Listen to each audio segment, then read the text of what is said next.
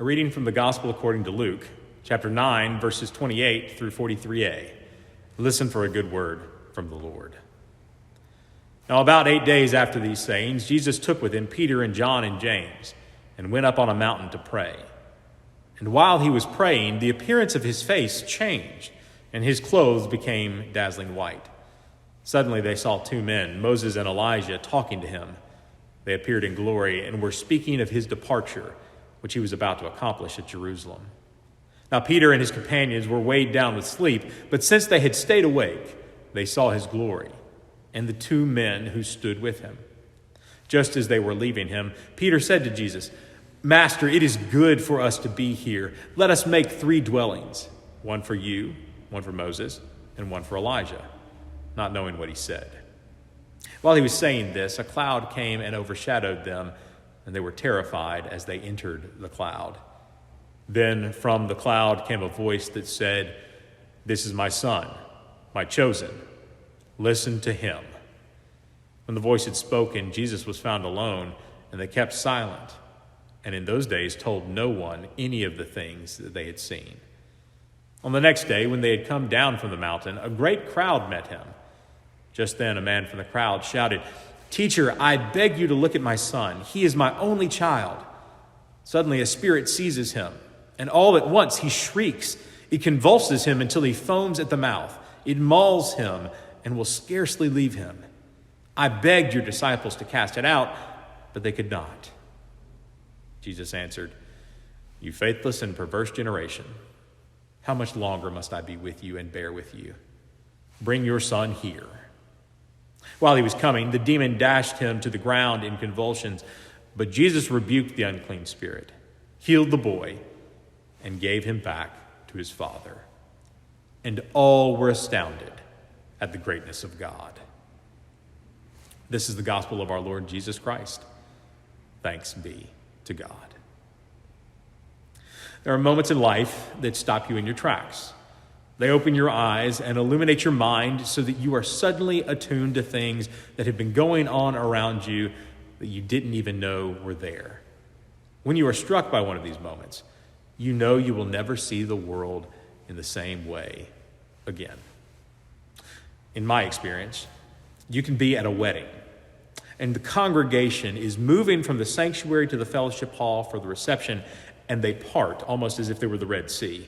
And suddenly your eyes are locked with the eyes of a girl that you've been talking to and hanging out with all summer long as friends.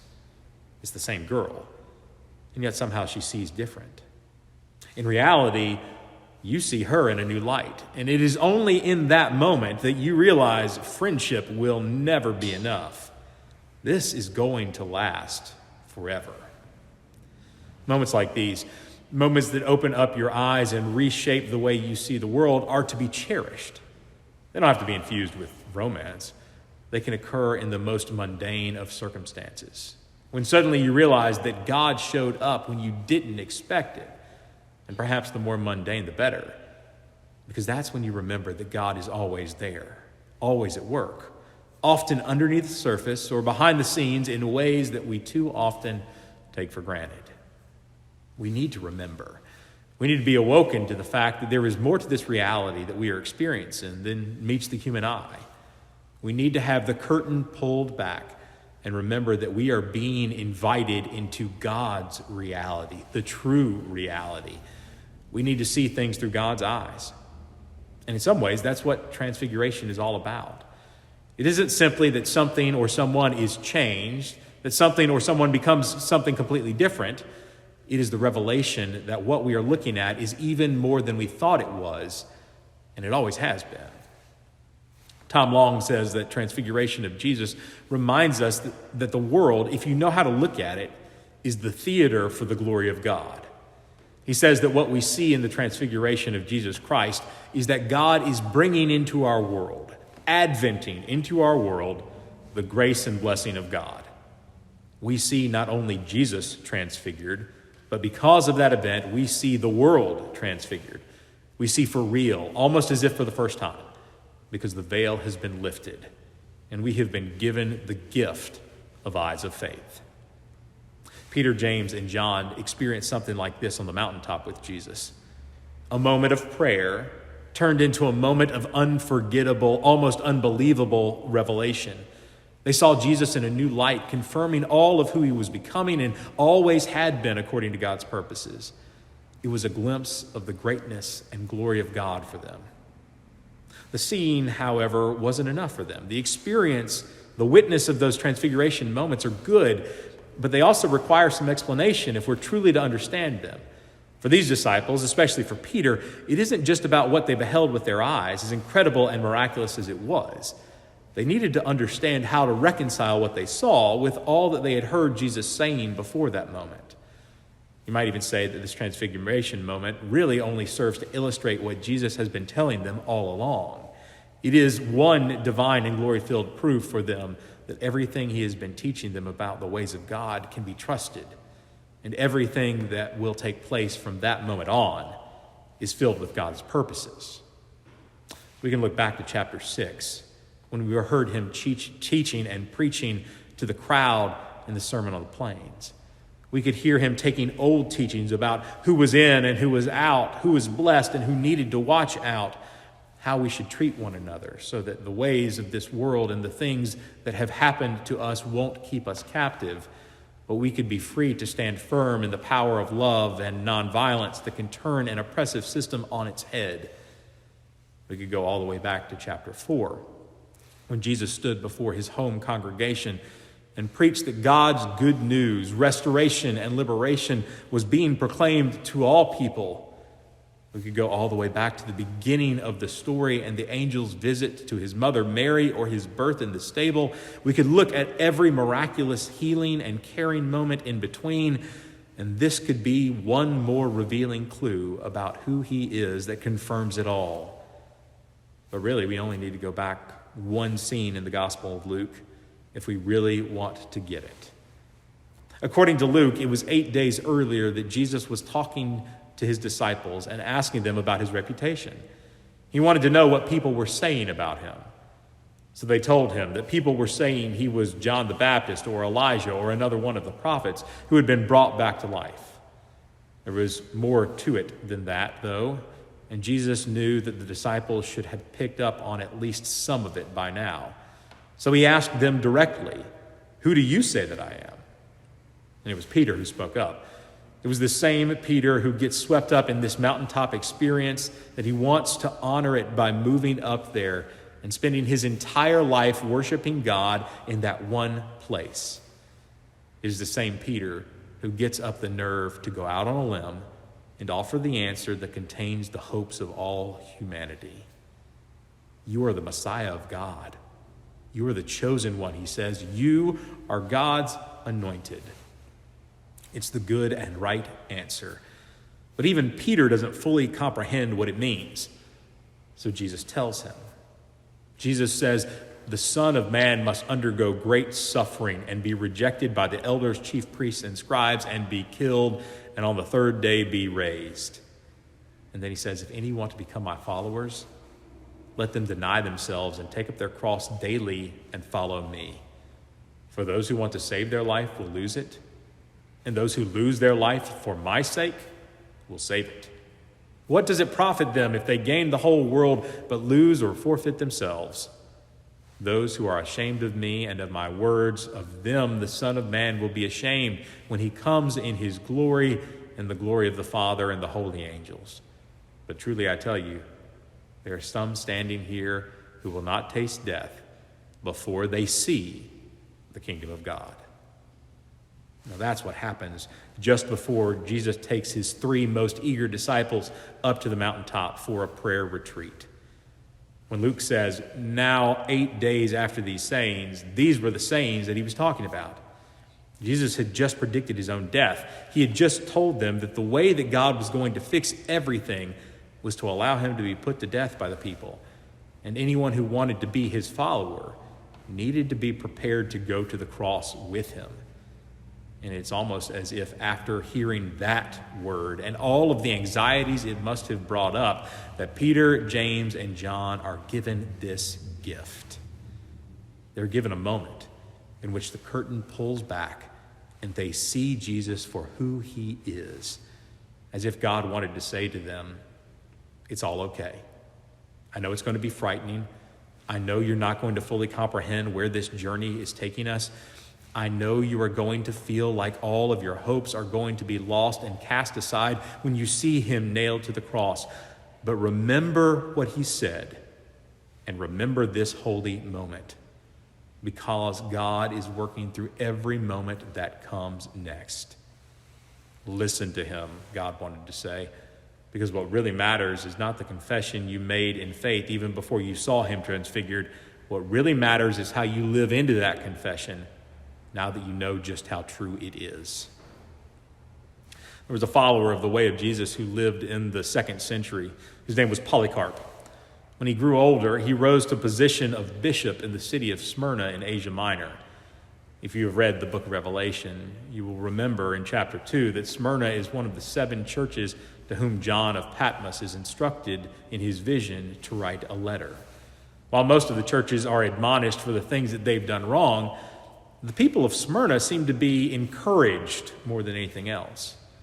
They were under intense persecution at the time, but they are reminded of the hope of Christ who saw them and was with them. And it was the very presence of Christ and the understanding of all that was at work through him that would empower them to endure everything. Well, in the year 155, Polycarp was condemned to die by the Roman proconsul for not conforming to the faith and worship of Rome. Still, the proconsul offered Polycarp the chance to save himself by renouncing Christ and swearing allegiance to Caesar. He refused. When the proconsul threatened to burn him at the stake, Polycarp replied, "You threaten me with fire which burns for an hour and after a little while is extinguished, but you are ignorant of the fire of the coming judgment and of eternal punishment. But why do you tarry? Bring forth what you will." Now, what would enable someone to live with such defiance against the force as powerful as the Roman Empire? Its eyes attuned to what is truly taking place in the world. Eyes that recognize demonic powers at work, but that have also seen the glory of God and recognize where true power and greatness can be found. After all, there are great parallels between the scene of the Transfiguration that reveals Jesus for who he truly is and his death, where power is revealed in a different way. On the Mount of Transfiguration, Jesus is revealed in glory. On Golgotha, he is revealed in shame and hangs on a cross. In the moment we consider today, his clothes are dazzling white. Soon, as we move through the Lenten season, we will see his clothes stripped away. Here he appears with Moses and Elijah, the representatives of the laws and the prophet and eschatological figures that the Jews believed would be precursors for the Messiah. They are seen talking with Jesus about his departure or his exodus. They're talking about the liberating work to release humanity from the power of sin and death by his willingness to lay down his own life. Now, soon we will see him instead with 2 criminals crucified, one on his right and one on his left. And he says to one, "Today you will be with me in paradise." On this day, the voice of God speaks, "This is my son." Then it's a Roman soldier who has his own transfiguration revelation moment as he watches Jesus breathe his last and says, "Surely this was the Son of God." Now, Luke says that Peter, James, and John didn't talk about what they experienced on the mountaintop until later, when Christ had been revealed in his resurrected form. Now, some might say that that's the most unbelievable part of the entire story, that they didn't share it with others. I know I would have. Maybe it was too strange, though. It defied explanation. Most of our transformative moments in life are like that, aren't they? We don't know what we are truly experiencing in the moment. And only when time passes and we have had the opportunity to process and see the results of our formation that we can point back and say, that was a moment that I experienced the glory and greatness of God. It came in a moment of worship when I least expected it. It came when I held my child for the first time. It came as I watched my grandmother endure a terminal illness with such grace and faith that she passed confidently from this life to the next. It came in the form of a friend who was there when I needed him most. It came in the face of one who needed my help and invited me into the kingdom work of God. Luke tells us that Peter, James, and John didn't tell anyone what they experienced, at least not at first. And maybe they couldn't. Maybe they didn't truly understand what it meant, but I can guarantee that they must have thought about it time and again as they saw Jesus heal and listened to him teach, and even as they ran in horror away from the crucifixion. And then it was confirmed again when they saw him after the resurrection. It was the same Jesus, but he was completely changed, full of God's greatness and glory. I find it interesting that Luke immediately brings us back down the mountain after the transfiguration, and Jesus gets right back to the healing work. A man brings his son to Jesus. He says he's afflicted by an unclean spirit. He seizes, he foams at the mouth, he convulses. It's a horrible experience both for the child and his father. The disciples who were not on the mountaintop had tried to cure him, but failed. They'd not experienced what Peter, James, and John had experienced, perhaps, so their eyes had not been opened, maybe, in the same way. But Jesus still revealed the glory of God by healing the boy. And all were astounded, it says. When we see the world differently, when we have experienced Christ in a way that reveals the glory of God, we then live differently. We live in it expectantly, knowing that at any moment God could reveal something greater than we have ever imagined. We live with the unwavering knowledge that hope is never lost. We live knowing that every encounter and interaction with someone contains the potential for an encounter with God that will change how you and they live, how you and they love, how you and they respond to others, how you and they will join in God's mission in the world. There's a story about an old man who lived long ago in a European village, whom everyone considered infinitely wise. Whenever the villagers needed advice, they came to the old man's door and they knocked, and they were given what they needed. In the same village lived a number of young, rough men. The young men came to resent the old man, for he had so often been correct in the counsel that he gave. So for once, they determined to prove him wrong. The young man caught a bird and decided to ask the old man whether the bird was dead or alive. If he said it was dead, the plan was the one holding the bird would let it fly away. If he said it was alive, then the one holding it would squeeze it to death before opening his hands. They went to the old man's house and said, "Old man, we have an important question to ask you. Is this bird dead or alive?" The old man thought for a moment, then wisely answered, "It's all in your hands." If we have experienced the glory of God in Jesus, then it's now in our hands. The glory of God, the greatness of God, is revealed in the way that we live. It's revealed in mission fulfillment and sacrificing for the greater cause. It is found in staying the course no matter the challenge. It is found in people lifted up, restored, and transformed. It is found in places where people's lives are made more abundant and free. In other words, the greatness of God is revealed in you.